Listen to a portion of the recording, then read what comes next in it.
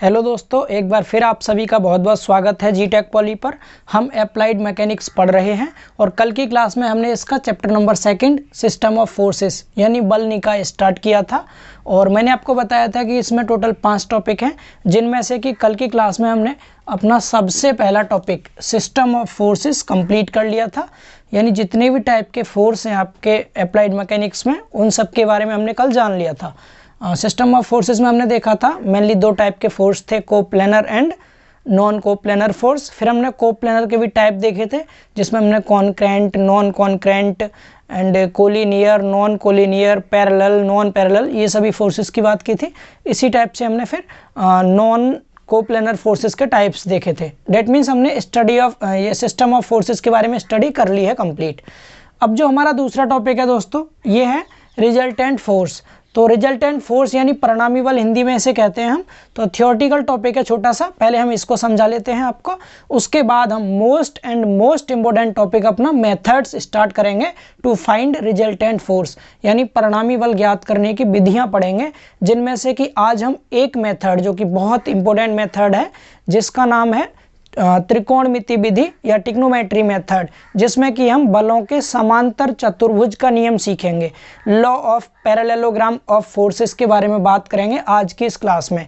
And उसके बाद फिर हम जितना भी टाइम आज मिलता है इसके न्यूमेरिकल भी कर लेंगे समांतर चतुर्भुज के नियम के।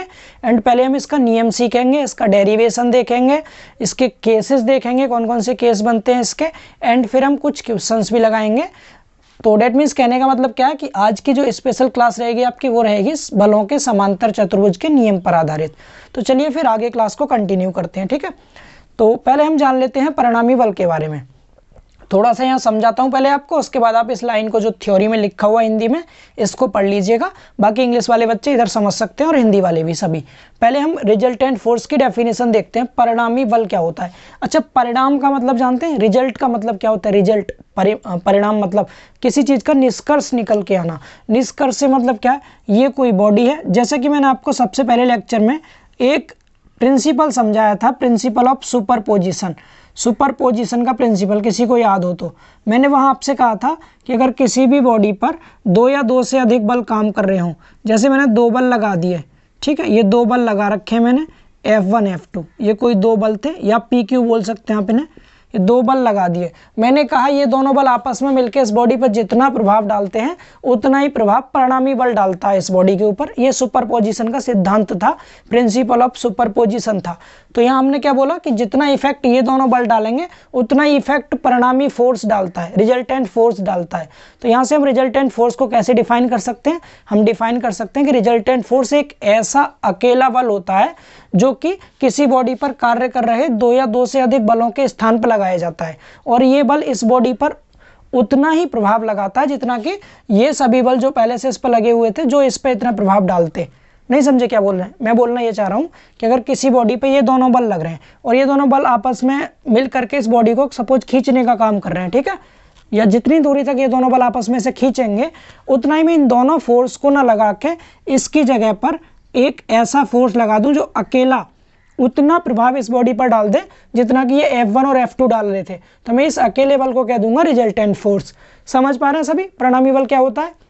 तो परिणामी बल से मतलब है कि किसी बॉडी पर चाहे जितने बल लग रहे हों, वे सभी मिलकर जितना प्रभाव डालेंगे उतना ही प्रभाव ये अकेला डाल देगा, ठीक है। फिर भाव मतलब इफेक्ट डाल देगा। क्लियर हुआ सभी को?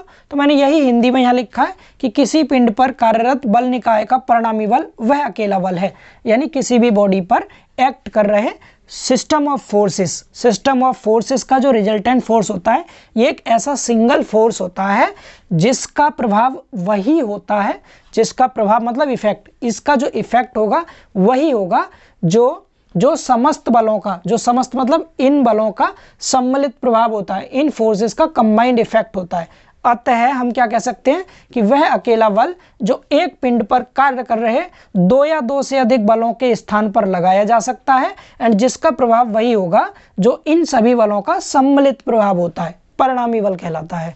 समझ पा रहे ना? सिंपल याद रखना, किसी बॉडी पर 2 बल काम कर रहे हो या 2 से ज्यादा बल काम कर रहे हो, ये दोनों बल जितना इफेक्ट इस पर डालेंगे बॉडी पर, उतना ही इफेक्ट अगर कोई अकेला बल डाल दे तो वह बल आपका रिजल्टेंट फोर्स होगा, परिणामी बल होगा। क्लियर है सभी को डेफिनेशन? तो आप इस एक बार इसका स्क्रीनशॉट ले लीजिए ताकि आप इसकी डेफिनेशन लिख सकें देख देख के अच्छे से, और आप डायग्राम के थ्रू भी इसको समझ सकते हैं। तो ये इसकी थ्योरी हो गई कंप्लीट हमारी रिजल्टेंट फोर्स की, परिणामी बल की। तो दूसरा टॉपिक भी हम कंप्लीट कर चुके हैं, ठीक है। अब बात करने वाले मेथड्स की। अब ये टॉपिक आपका इस पूरे चैप्टर में सबसे ज़्यादा इंपॉर्टेंट है, यानी लास्ट के तीनों टॉपिक वेरी इंपॉर्टेंट है, बिकॉज इन तीनों टॉपिक पर न्यूमेरिकल क्वेश्चंस होंगे और इन 3 टॉपिक के अंदर भी कई सारे टॉपिक आपको देखने को मिलेंगे, ठीक है। तो चलिए स्टार्ट करते हैं टॉपिक नंबर 3। हम इसको रफ कर रहे हैं और अब नया टॉपिक स्टार्ट कर रहे हैं, ठीक है। इसको समझिएगा। चलिए दोस्तों फिर रफ कर दें इसे। देखिए पहले मेथड्स के नाम समझा देंगे आपको एक बारी कि कौन कौन से मेथड होते हैं, एंड उनके नाम समझाने के बाद फिर हम आपको पढ़ाएंगे। आज एक मेथड कंप्लीट करेंगे अपना, बिकॉज एक मेथड अपने आप में आधे चैप्टर के बराबर होगा, क्योंकि बहुत सारे न्यूमेरिकल क्वेश्चंस करने वाले हैं। और आज जो मेथड पढ़ेंगे वो आपके जेईई एग्जाम्स में भी हेल्प करता है। जो स्टेट जेईई एग्जाम्स होते हैं जिनमें अप्लाइड मैकेनिक्स पूछा जाता है, तो उनमें भी काफ़ी हेल्पफुल रहता है। तो आपको आगे चल के हेल्प होगी काफ़ी जब आप जेईई की तैयारी करेंगे, तो ठीक है, या जो कर रहे हैं और क्लास देख रहे हैं तो उनको भी काफ़ी बेनिफिशियल रहेगा ये। तो चलिए हम मेथड्स की बात करते हैं। लिख देते हैं methods to find resultant force, ठीक है। हिंदी में कह देंगे परिणामी बल ज्ञात करने की विधियां। कौन कौन सी विधियां हैं, ठीक है। तो अगर हम मेथड्स की बात करें दोस्तों, मेनली 2 मेथड होते हैं हमारे रिजल्टेंट फोर्स निकालने के। 2 मेथड होते हैं। एक तो होता है एनालिटिकल मेथड,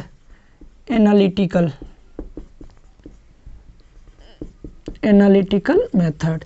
इसको हिंदी में वैश्लेषिक विधि कहते हैं, वैश्लेषिक विधि या विश्लेषण विधि भी कहते हैं, या वैश्लेषिक विधि पहला मेथड हुआ, ठीक है।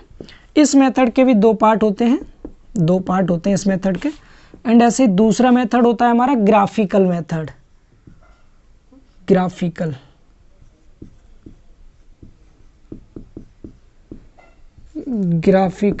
मेथड, ठीक है। इसको हिंदी में ग्राफीय विधि कहते हैं, ग्राफीय विधि। और इस विधि के भी 2 टाइप हैं, यानी ये भी 2 मेथड हैं। तो एक एक करके दोनों की बात करेंगे। तो सबसे पहले एनालिटिक मेथड का पहला जो मेथड है उसका नाम लिख देते हैं आपके सामने। इसका नाम है ट्रिगोनोमेट्रिक मेथड, ठीक है। इसे कहते हैं त्रिकोणमिति विधि, बिकॉज इसमें त्रिकोणमिति का यूज होगा, इसीलिए इसको त्रिकोणमिति विधि कहते हैं, ठीक है।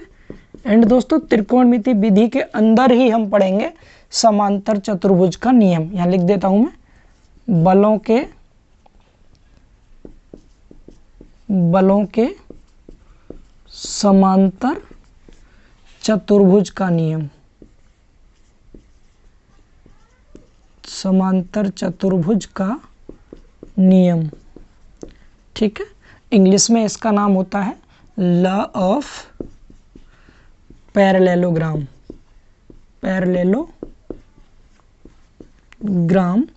Of forces, law of parallelogram of forces. पहला मेथड ये हो गया, इसी को पढ़ेंगे आज, बिकॉज इस पर बहुत सारे न्यूमेरिकल करने को मिलते हैं, ठीक है, आते हैं एग्जाम में।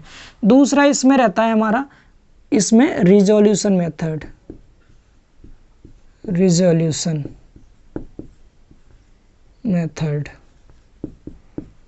रिजॉल्व करना समझते हैं, तोड़ देना है ना, वियोजित करना। तो इसलिए हिंदी में इसको वियोजन विधि कहते हैं, वियोजन विधि। इसका एक ही नाम है, सिर्फ यही, वियोजन विधि। पहले वाले मेथड के 2 नाम थे, ट्रिगोनोमेट्रिक मेथड या फिर law of parallelogram of forces, ठीक है। ग्राफिकल मेथड के भी 2 नाम हैं, मतलब 2 टाइप हैं। कौन कौन से? पहला आएगा law of triangle of forces, ठीक है। हिंदी में कह देंगे बलों के त्रिभुज का नियम, बलों के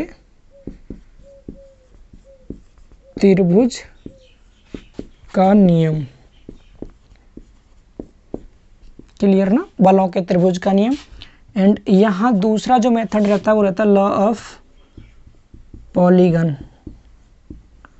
law of polygon of forces, या तो बल बहुभुज का नियम लिख देते हैं या फिर बलों के बहुभुज का नियम। मैं हिंदी में सीधे लिख रहा हूँ, बल बहुभुज, बहुभुज का नियम, बल बहुभुज का नियम। ठीक है, दोनों मेथड में अंतर कितना है कि इसमें कैलकुलेशन ज़्यादा होती है, इसमें केवल ग्राफ बनाएंगे हम, बिकॉज ग्राफिकल मेथड है तो कैलकुलेशन कम हो जाती है, इसमें चित्र बनाने का काम बढ़ जाता है थोड़ा सा। इनमें हम बिना डायग्राम बनाए भी क्वेश्चंस को सॉल्व कर सकते हैं इजीली। ठीक है, रिजोल्यूशन में बनाना पड़ता है तो आपको सिखा देंगे, डोंट वरी। टोटल 4 मेथड की स्टडी करने वाले हैं, बट आज की क्लास में केवल हम इस मेथड को पढ़ेंगे, बिकॉज इस मेथड को पढ़ने के बाद 12-13 क्वेश्चन भी लगाएंगे इसके न्यूमेरिकल। जितने आज हो पाते हैं उतने करेंगे, अदरवाइज नेक्स्ट लेक्चर में करेंगे क्वेश्चन इसके जितने भी रह जाएंगे। ठीक है, तो मेथड को सीख लेते हैं पहले, क्या होता है हमारा ट्रिग्नोमेट्री मेथड। तो हम ट्रिग्नोमेट्री मेथड नाम से आपके एग्जाम में नहीं आएगा, ये आएगा किस नाम से, law of parallelogram of forces, बलों के समांतर चतुर्भुज के नियम के नाम से आएगा ये। ठीक है, तो आप इन मेथड्स का स्क्रीनशॉट भी ले लीजिए या नोट कर लीजिए साथ साथ। तो इसे रफ करते हैं और पहला मेथड हम सीखते हैं, हटा दें इसे। चलिए, तो देखिए हेडिंग लिख लीजिए सभी, बलों के समांतर चतुर्भुज का नियम। ठीक है, लिख लीजिए हेडिंग, बलों के समांतर चतुर्भुज का नियम। हिंदी में हम लिख देते हैं, बलों के समांतर चतुर्भुज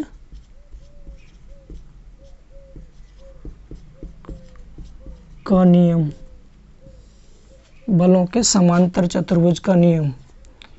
ठीक है, law of parallelogram of forces, law of parallelogram of forces, बलों के समांतर चतुर्भुज का नियम। इस नियम को पढ़ने से पहले आप सभी को पता होना चाहिए कि समांतर चतुर्भुज होता क्या है, यानी कि व्हाट इज पैरेललोग्राम, समांतर चतुर्भुज किसे कहते हैं। तो आप सभी को पता है रेक्टेंगल और पैरेललोग्राम में सिर्फ इतना अंतर है, आयत जो होता है रेक्टेंगल जिसे कहते हैं आप, उसकी आमने सामने की भुजाएं बराबर होती हैं, ये और ये इक्वल होगी, ये और ये इक्वल होगी। सेम पैरेललोग्राम का भी यही काम होता है, इसके भी अपोजिट साइड्स इक्वल होती हैं, इसकी भी अपोजिट साइड्स इक्वल होती हैं, ये और ये इक्वल होगी, ये और ये इक्वल होगी। ठीक है, बट दोनों में डिफरेंस ये है कि इसके चारों एंगल 90 डिग्री के होते हैं, इसके चारों एंगल कितने होते हैं, 90 डिग्री के, किसके, आयत के, बल्कि इसमें 90 से कम होते हैं या 90 से ज़्यादा होते हैं, 90 माइनस थीटा और 90 प्लस थीटा होते हैं, मतलब 90 से कम और 90 से ज़्यादा होते हैं इसके एंगल्स। ठीक है, इतना अंतर, ये आयत है और ये हमारा समांतर चतुर्भुज है। समांतर मतलब पैरेलल, इसकी साइड्स पैरेलल होंगी आपस में। ठीक है, अपोजिट साइड्स इक्वल भी होंगे, बट अंतर कितना रहेगा कि इसके जो अंदर वाले एंगल है वो 90 डिग्री नहीं होते, इसलिए ऐसा बनता है समांतर चतुर्भुज। तो आपको पैरेललोग्राम का डायग्राम समझ आया। अब देखिए इसका फोर्सेस से क्या काम है और इसकी हेल्प से हम रिजल्टेंट फोर्स कैसे निकालेंगे, परिणामी बल कैसे निकालते हैं, ये सीखने वाले हैं। तो ये थ्योरी में भी पूछा जाता है एंड इस पर न्यूमेरिकल भी आता है। ठीक है, तो इसीलिए बहुत ज़्यादा इंपॉर्टेंट हो जाता है, वेरी इंपॉर्टेंट कर लीजिए। और एग्जाम में इसका एक क्वेश्चन आपको जरूर देखने को मिलेगा, या तो थ्योरी पार्ट आ जाएगा इसका या न्यूमेरिकल। अब थ्योरी पार्ट क्या है, थ्योरी को ध्यान से समझिएगा, मैं आपको डायग्राम से समझाऊंगा ताकि आपको बहुत ईजीली समझ में आ सके। ये कोई एक पॉइंट है, किसी बॉडी का कोई पॉइंट ओ है ये। ठीक है, क्या लिखेंगे हम, किसी भी बॉडी के किसी पिंड के किसी एक बिंदु पर कार्य कर रहे दो बल, कितने, दो बल, दो फोर्सेस। इस पर दो बल लगा दीजिए, एक इधर लगा दिया मैंने आपके सामने इधर को, एक मैंने इस साइड को लगा दिया, इसको नाम दे दिया क्या है, ये F1 फोर्स है। ठीक है, F1 पहला फोर्स, एंड एक फोर्स मैंने इस साइड को लगा दिया, इस साइड को, इसको नाम दे दिया, इस फोर्स को क्या नाम दे दिया दोस्तों, इस फोर्स को नाम दे दिया ये है F2 फोर्स। मान लिया मैंने ये पॉइंट A है, ये पॉइंट B है, OA OB। ठीक है, दो फोर्स F1 F2 किसी एक पॉइंट पर कार्य कर रहे हैं और इन दोनों फोर्सेस के जो बीच का एंगल है ये वाला, ये हमने मान लिया थीटा, बाहर लिख दे रहा हूँ मैं, ये मान लिया क्या है, एंगल थीटा, दोनों के बीच का कोण थीटा है। तो अब यहाँ तक की थ्योरी कैसे लिखेंगे आप, यदि किसी पिंड के किसी बिंदु पर, या सीधे लिखना, यदि किसी बिंदु पर कोई भी दो बल कार्य कर रहे हों, कितने, दो बल। ठीक है, if there are two forces act of a point on a body, ठीक है। जब किसी बॉडी के किसी बिंदु पर दो बल कार्य कर रहे हो, केवल दो बल, ठीक है, दो बल को याद रखना, केवल टू फोर्सेस होंगे, ना ज़्यादा ना कम, दो बल कार्य कर रहे हो, ठीक है। और इन दोनों बलों को हम किसी समांतर चतुर्भुज यानी पैरेललोग्राम की आसन्न भुजाओं द्वारा, कौन सी भुजाओं द्वारा? आसन्न भुजाओं। समझ लीजिएगा, नियम समझ आ गया तो क्वेश्चन आप चुटकियों में कर देंगे। आसन्न भुजाओं, अंग्रेजी में इसे कहते हैं एडजेसेंट साइड्स, ठीक है।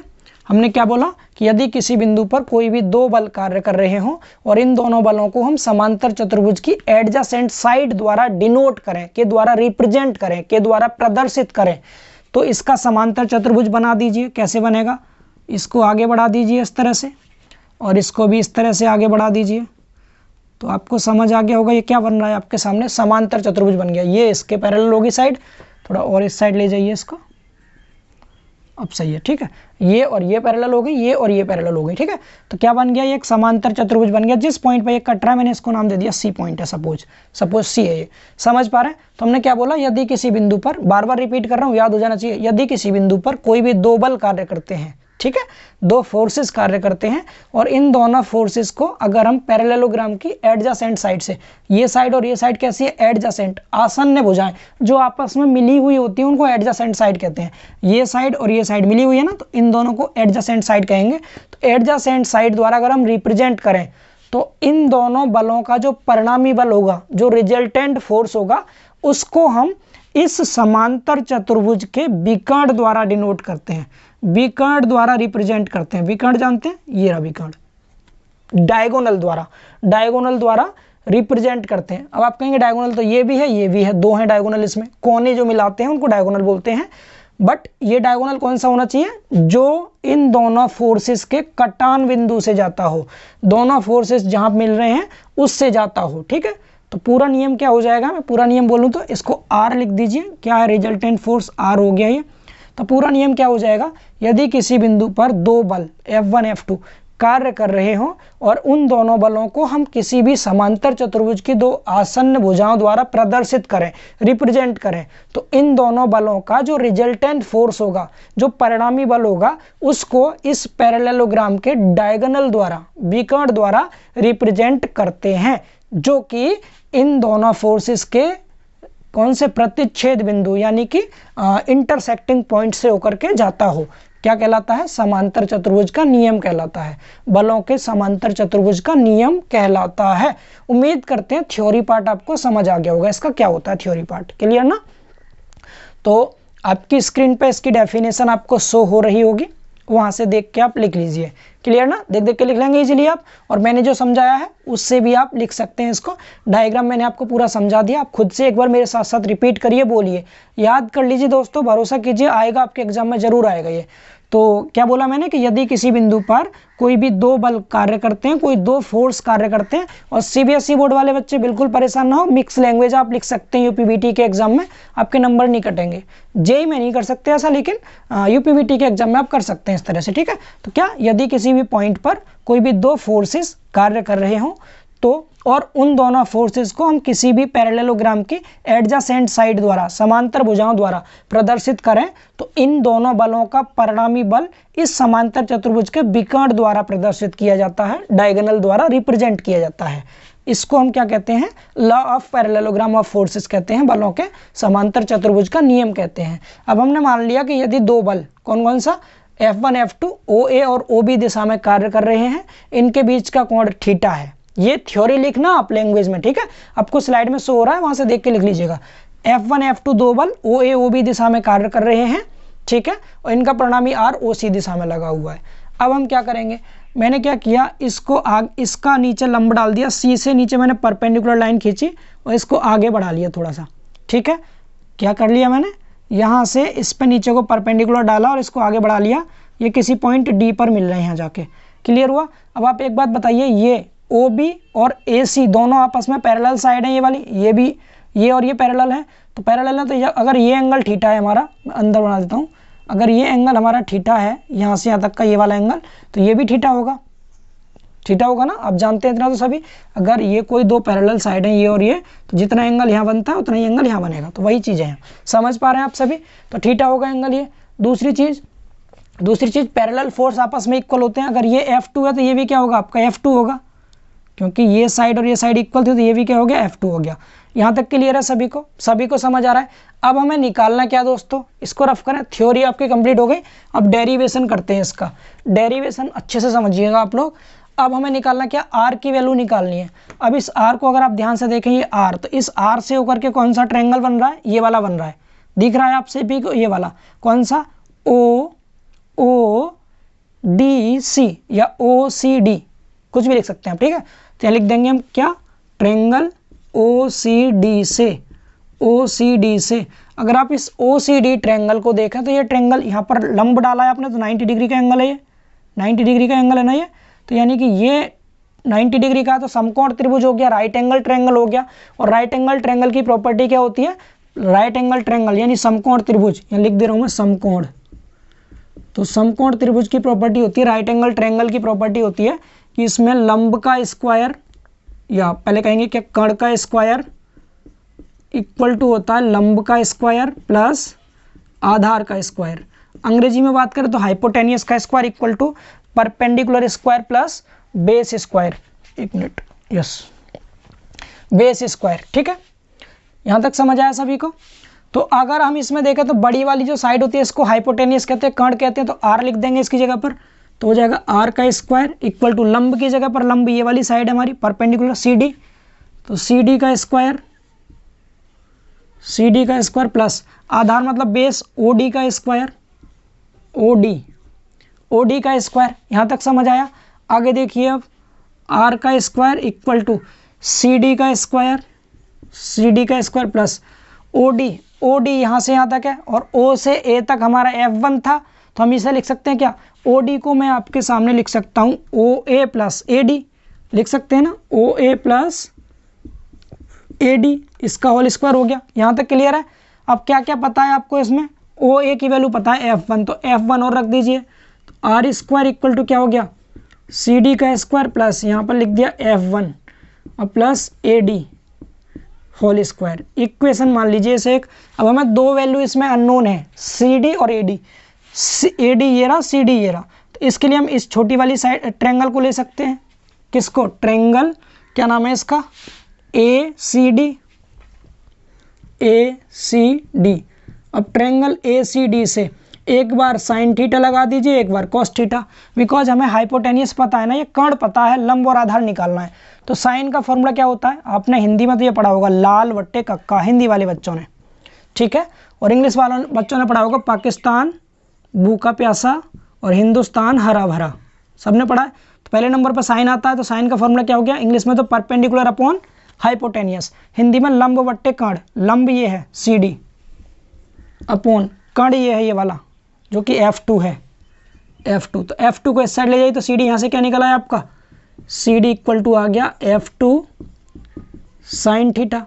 समझ आया सभी को, F2 साइन थीटा। एंड अगर मैं यहीं पे कॉस थीटा लगाता, कॉस थीटा क्या होता है, दूसरे नंबर पे कॉस आता है, बेस अपॉन हाइपोटेनियस या आधार बट्टे कर्ण, आधार ये है, कर्ण ये है, तो AD अपॉन F2 को इधर ले जाओ, तो यहाँ से AD की वैल्यू क्या आ जाएगी फिर, F2 कॉस थीटा। AD आ गया F2 कॉस थीटा। उम्मीद करते हैं आपको ये दोनों चीज़ समझ आ गई होगी, है ना। अब क्या करेंगे आप, इन दोनों वैल्यूज को, CD और AD की वैल्यू को यहाँ रख दीजिए और R की वैल्यू यहाँ से निकाल दीजिए, ठीक है। यहाँ तक हो गया। चलिए मैं वैल्यू पुट करता हूँ यहाँ पर, तो क्या हो जाएगा, ये R square equal to CD की जगह कितना रखना है हमें, F2 स्क्वायर लगाया तो स्क्वायर कर देंगे, F2 स्क्वायर और sign square theta, F2 square sine square theta. चलो दिख रहा है प्लस, बस इसको कंप्लीट करा दें, F2 square sine square theta plus, अब ब्रैकेट लगाइए, F1 लिखा है तो F1 लिख देंगे यहाँ पर, प्लस AD की वैल्यू क्या थी, F2 कॉस थीटा, तो यहाँ लिख दिया हमने क्या, F2 लिख दिया और कॉस थीटा लिख दिया, इसका स्क्वायर कर दिया। यहाँ तक समझ आ रहा है सभी को। अब इसके बाद यहाँ एक लाइन खींच देते हैं डायग्राम के नीचे और इतने में सॉल्व कर देंगे इसको। R square equal to F2 square sine square theta plus a plus B का होल स्क्वायर खोलेंगे यहाँ से तो क्या आ जाएगा, ए प्लस बी का होल स्क्वायर, ए स्क्वायर होता है तो F1 का स्क्वायर प्लस बी स्क्वायर होता है F2 कॉस स्क्वायर थीटा हो गया प्लस 2ab आएगा 2ab, तो 2ab से मतलब क्या है 2F1 F2 cos theta, 2F1 F2 cos theta, 2F1 F2 cos theta दिखाई दे रहा है, ठीक है। 2F1 F2 कॉस थीटा हो गया। आगे देखिए अब F2 स्क्वायर और यहाँ पर नहीं, इसका भी तो स्क्वायर होगा ना, ए स्क्वायर प्लस बी स्क्वायर मतलब इस पूरे का स्क्वायर करेंगे तो F2 square cos square theta. अब यहाँ भी F2 स्क्वायर है, यहाँ भी F2 स्क्वायर है, तो इसमें से F2 स्क्वायर कॉमन ले लीजिए। जब आपने F2 स्क्वायर कॉमन लिया तो यहाँ बच गया कितना, साइन स्क्वायर थीटा प्लस यहाँ बच गया कॉस स्क्वायर थीटा, ठीक है। प्लस में पीछे क्या बचा, F1 का स्क्वायर प्लस ये 2F1 F2 कॉस थीटा। अब sign square theta plus cos square theta 1 होता है तो ये 1 हो जाएगा, तो यहाँ से क्या आ गया, आर स्क्वायर इक्वल टू आ गया F2 का स्क्वायर प्लस इधर क्या है F1 का square plus 2F1 F2 cos theta. या तो आप डायरेक्ट इसे याद कर लीजिए या फिर हमें इसको इधर ले जाएंगे स्क्वायर को तो रूट हो जाएगा इधर जाके, तो आर बराबर अंडर रूट में पहले F1 है तो F1 का स्क्वायर लिखिए प्लस फिर F2 लिखिए इसका square plus 2F1 F2 cos theta. तो R की वैल्यू निकालने के लिए आपको ये वाला फॉर्मूला याद कर लेना, सभी को इम्पोर्टेंट फार्मूला है, बहुत ज़्यादा इम्पोर्टेंट फार्मूला है। तो उम्मीद करते हैं आपको ये फार्मूला समझ आ गया होगा सभी को कि हमने इस फार्मूले को किस तरह से डेराइव किया है, इसका डेरिवेशन क्या है। क्लियर हुआ सभी को ये। तो किसी बुक में F1 F2 की जगह P और Q लिखा होगा तो P square plus Q square plus 2PQ cos theta भी इसका फॉर्मूला होता है, कोई दिक्कत नहीं, कुछ भी लिखा हो। दो फोर्स होंगे, F1 की जगह पहला फोर्स, F2 की जगह दूसरा फोर्स रख दीजिएगा तो फॉर्मूला आपको मिल जाएगा। तो ये हमने निकाला R का फॉर्मूला, समझ आ गया सभी को। आप नोट कर लीजिए और एक एक करके समझते चलिए। मैं थोड़ा सा रिवाइज कर देता हूँ इसको कैसे किया है हमने। दो बल F1 F2 लगे हुए थे किसी पॉइंट पे, R को हमने क्या कर लिया, इसका परिणामी है जो कि विकर्ण से दिखा दिया, इस C से नीचे लंब डाला, इसको इससे मिला दिया, तो यहाँ से हम ये F2 था क्योंकि इसके पैरेलल था, बीच में दोनों एंगल थीटा होंगे सेम। R निकालना है तो इस बड़े वाले त्रिभुज को लेंगे पहले, OCD लिया, प्रॉपर्टी पता है समकोण त्रिभुज की, कर्ण का स्क्वायर इक्वल टू लंब स्क्वायर प्लस आधार स्क्वायर होता है। कर्ण R है, R का स्क्वायर प्लस बराबर CD का स्क्वायर प्लस OD का स्क्वायर कर दिया। OD जो था OA प्लस AD के बराबर था एंड OA का मान F1 था, F1 रख दिया, बाकी सेम रखा। अब CD और AD निकालने के लिए छोटा वाला ट्रायंगल ले लिया, AD और CD निकालने के लिए साइन थीटा लगाया तो लंब बट्टे कर्ण होता है तो यहाँ से CD मिल गया, कॉस थीटा लगाया आधार बट्टे कर्ण होता है AD मिल गया, AD CD दोनों यहाँ रख दिए। देन आफ्टर हमने कैलकुलेशन की, R निकल के हमारे सामने आ चुका है। अब ये तो रिजल्टेंट फोर्स हो गया, परिणामी बल, किस नियम से, बलों के समांतर चतुर्भुज के नियम से R का फॉर्मूला। अब कभी कभी हमसे डायरेक्शन पूछी जाती है कि ये जो R है इसकी डायरेक्शन बताओ। डायरेक्शन से मतलब है कि ये हॉरिजॉन्टल के साथ कितने एंगल पर झुका हुआ है। हॉरिजॉन्टल ये वाला है हमारा क्षैतिज के साथ, ये क्षैतिज है, तो हम मान ले रहे हैं कि माना F1 से ये अल्फा एंगल बना रहा है, F1 के साथ इसका एंगल क्या है, अल्फा एंगल है F1 के साथ। मैं थोड़ा सा इधर मिटा देता हूँ, इसको यहाँ से थोड़ा सा मिटा रहा हूँ बस, बहुत थोड़ा सा, इतना, ठीक है। मैं यहाँ लिख देता हूँ परिणामी की दिशा, परिणामी की दिशा यानी direction of resultant force, direction of resultant, ठीक है।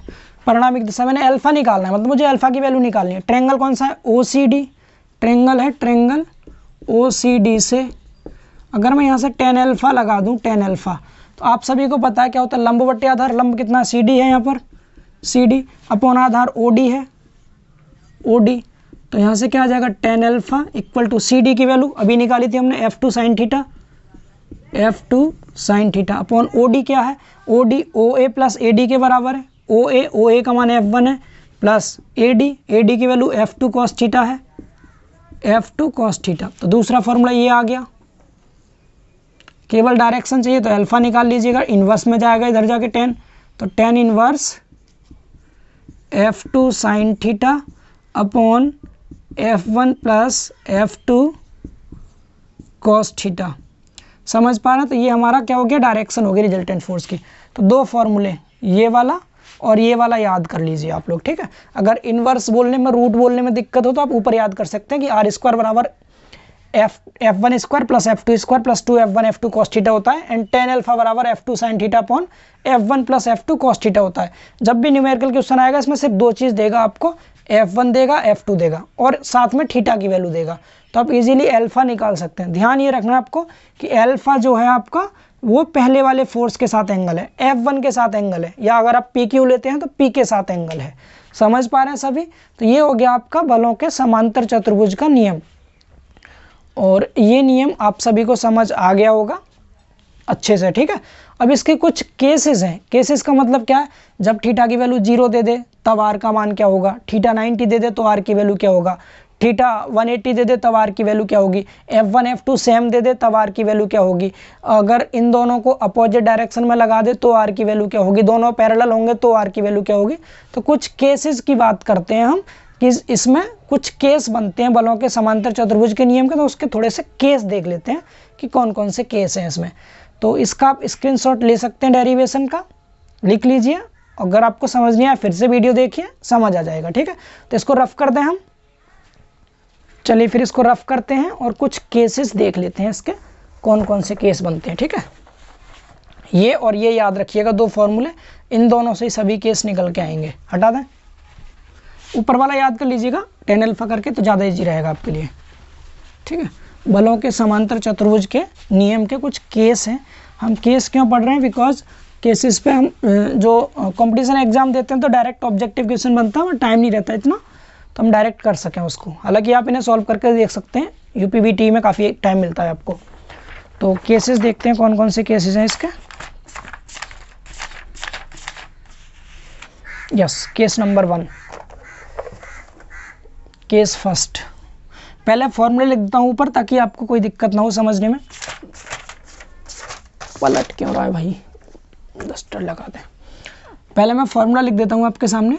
पहला फॉर्मूला हमने पढ़ा था R equal to under root में F1 square F2 square 2F1 F2 cos theta, और दूसरा हमने पढ़ा था tan alpha equal to F2 sine theta upon F1 plus F2 cos theta. ये दो फॉर्मूले हमने देखे थे, इन दोनों फॉर्मूलों को देखेंगे अब केस क्या क्या बनते हैं इसके। तो पहला केस है केस नंबर फर्स्ट, यदि थीटा बराबर, क्लास ले रहा हूँ बता दो जाके,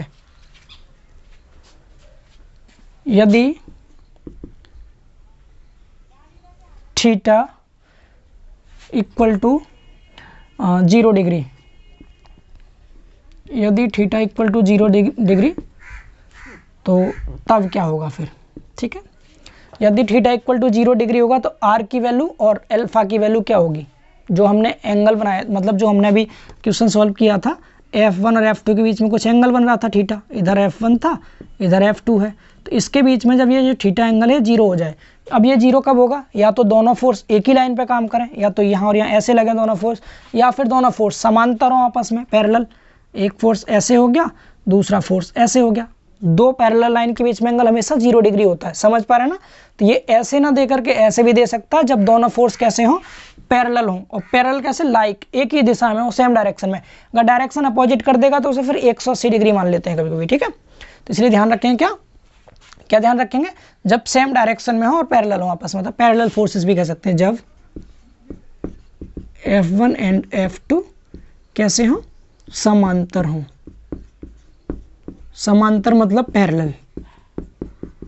तो ये कंडीशन भी दे सकता है आपको लिख करके, या फिर जो मैंने आगे लिखा ये भी दे सकता है, तब आर की वैल्यू और अल्फा की वैल्यू क्या होगी। इस केस को थोड़ा सा समझेंगे अच्छे से, क्लियर ना। तो चलिए इसे देखते हैं करके।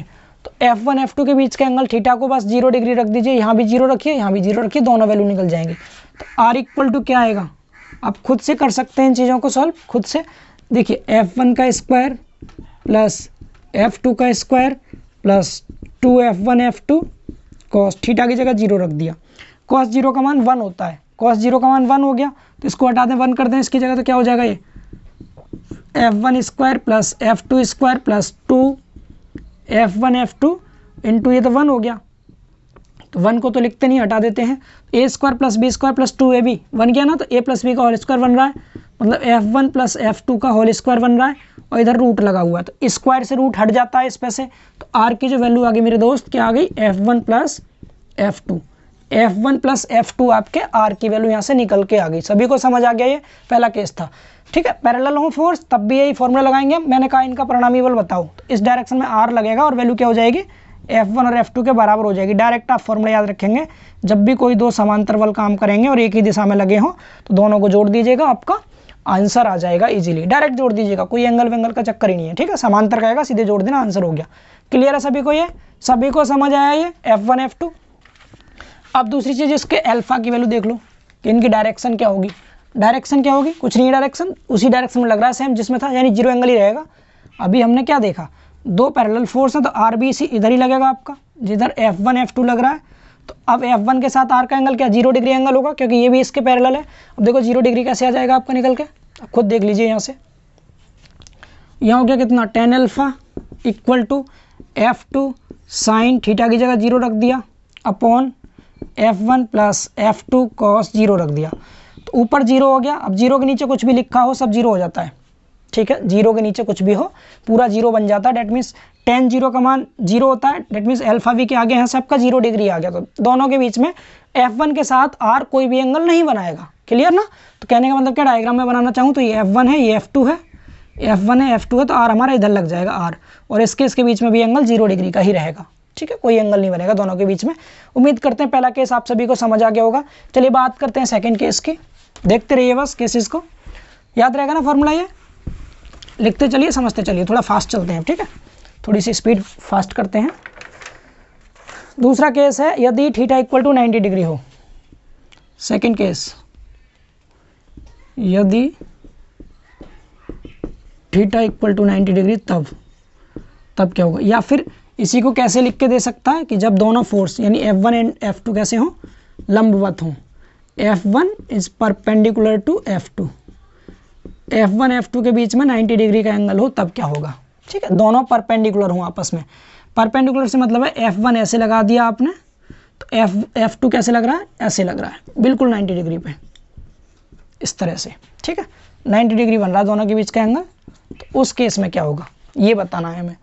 तो ये भी इजी है। अब क्या करेंगे, यहाँ पर 90 रख दीजिए थीटा की जगह, तो R equal to under root में F1 square plus F2 square plus 2 F1 F2 cos 90 degree. Cos 90 का मान 0 होता है, तो पीछे वाला पूरा पार्ट 0 हो गया ये इधर का, तो R इक्वल टू क्या आ गया, रूट में F1 square plus F2 square, ये R का मान हो गया। अगर हमें अल्फा निकालना है तो यहाँ से हम क्या करेंगे, tan अल्फा लगाएंगे। tan alpha equal to F2 sine theta की जगह 90 रखा, 90 हो गया, upon F1 plus F2 cos 90। अब कॉस 90 का मान कितना होता है, कॉस 90 का मान अभी अभी आपने बताया कॉस 90 का मान कितना होता है, यहाँ हमने देखा 0 होता है ना कॉस 90 का मान, तो हमने यहाँ 0 रख दिया, तो ये तो 0 हो गया। तो F2 साइन 90 का मान कितना होता है, साइन 90 की वैल्यू 1 होती है, तो F2 अपॉन F1 बचेगा, यानी कि tan अल्फा इक्वल टू क्या बचेगा, F2 अपॉन F1, या हम कह सकते हैं यहाँ से कि अल्फा आ जाएगा हमारा tan inverse F2 upon F1, ये अल्फा की वैल्यू होगी। F2 और F1 को डिवाइड कर देंगे हम tan इनवर्स की वैल्यू, तो इसकी डायरेक्शन निकल के आ जाएगी। ठीक है, तो यहाँ से हमारे दो केस हो गए, ये क्लियर हुआ। ये क्या हो गए हमारे यहाँ से दो केस हो गए, F1 F2। ओके, चलिए आगे देखते हैं फिर। यहाँ तक समझ आया ना, F2 sine theta upon F1 plus F2 cos theta, हटा दें इसे। अब देखिए अगला केस, तीसरा केस क्या है। तीसरा केस है कि जब इनके बीच में एंगल कितना हो, 180 डिग्री। 180 डिग्री कब होगा, अगर आपने एक फोर्स ऐसे लगा रखा है, दूसरा फोर्स ऐसे लगा रखा है। ठीक है, या हम ऐसे बना सकते हैं डायग्राम, एक फोर्स ऐसे लगा दिया आपने और दूसरा फोर्स इस तरफ लगा दिया, सॉरी इस तरफ लगा दिया, तभी तो दोनों के बीच में 180 डिग्री का एंगल बनेगा। इधर बना लीजिए आप या इधर बना लीजिए 180 का। अब डेट मीन्स कहने का क्या है कि अब ये अपोजिट फोर्स है, ऐसे भी लिखा आ सकता है, कैसा, opposite. F1 and F2 are opposite. Opposite मतलब विपरीत है, दोनों एक दूसरे के अपोजिट है। 180 रखना है आपको यहाँ पर। तो R इक्वल टू कितना आ जाएगा, अंडर रूट में F1 square plus F2 square plus 2 F1 F2 cos 180 degree. Cos 180 मतलब कॉस 180 को लिख सकते हैं 180 माइनस थीटा। 180 माइनस थीटा दूसरे एंगल में माइनस में आता है, तो यहाँ से आ जाएगा R equal to F1 square plus F2 square plus 2 F1 F2 cos 180 का मान -1 होता है, ठीक है। इस माइनस से ये माइनस हो जाएगा, तो यहाँ से फॉर्मूला बन जाएगा क्या आपका, F1 square plus F2 square minus 2 F1 F2। समझ पा रहे हैं। अब ये a square plus B square minus 2ab का फॉर्मूला होता है, तो R इक्वल टू आ गया F1 माइनस F2 का होल स्क्वायर, और इस पे लग गया इधर रूट, तो रूट से स्क्वायर कट जाएगा, यहाँ से स्क्वायर और रूट कैंसिल हो गया, तो R यहाँ से क्या निकल के आ गया, F1 माइनस F2, ये R की वैल्यू आ गई। अब अगर हम 180 यहाँ रखते हैं तो tan अल्फा आपका 0 आ जाएगा। 180 साइन 180 का मान 0 होता है, तो पूरा 0 हो जाएगा, यहाँ नीचे कुछ भी हो टोटल क्या हो जाएगा 0। तो अल्फा जब 0 आ गया तो यहाँ क्या मतलब क्या हो गया कि दो फोर्स आपस में पैरेलल हैं लेकिन डायरेक्शन अपोजिट है, ठीक है, अपोजिट है। तो F1 माइनस F2 आया है, डेट मीन्स क्या, जो बड़ा फोर्स होगा उसकी तरफ, इनमें जिसकी वैल्यू ज़्यादा होगी उसकी तरफ R लगा देंगे हम, ठीक है, किधर भी लगा सकते हैं, एंगल 0 ही रहेगा दोनों के बीच में। तो रिजल्टेंट फोर्स R, अगर ये बड़ा है F1 तो F1 की तरफ लगा देना, F2 बड़ा तो F2 की तरफ लगा देना। और दोनों कैसे होने चाहिए, दोनों के बीच में कहने का मतलब है ये दोनों फोर्स कैसे होने चाहिए, इनके बीच में 180 डिग्री का एंगल हो, या फिर दोनों समांतर हो लेकिन विपरीत दिशा में हो, ठीक है, क्लियर हो गया ये। या फिर आपको सीधे देगा 180 डिग्री का एंगल है दोनों के बीच में, तो उस केस में बताओ R की वैल्यू क्या होगी, तो F1 माइनस F2 होगी, ठीक है, अल्फा की वैल्यू 0 होगी। अब देखिए आगे और कोई केस है, यस एक केस और है अभी। अगला केस कौन सा है, 3 केस हो गए हमारे, 180 वाला भी हो गया, 0 वाला ना, यदि दोनों फोर्स समान हो, यदि दोनों बल समान हो। चौथा केस आएगा हमारा, यदि दोनों बल समान हो। बेटा समान से मतलब होता है दोनों इक्वल हो, इक्वल से मतलब है F1 और F2 दोनों बराबर हों।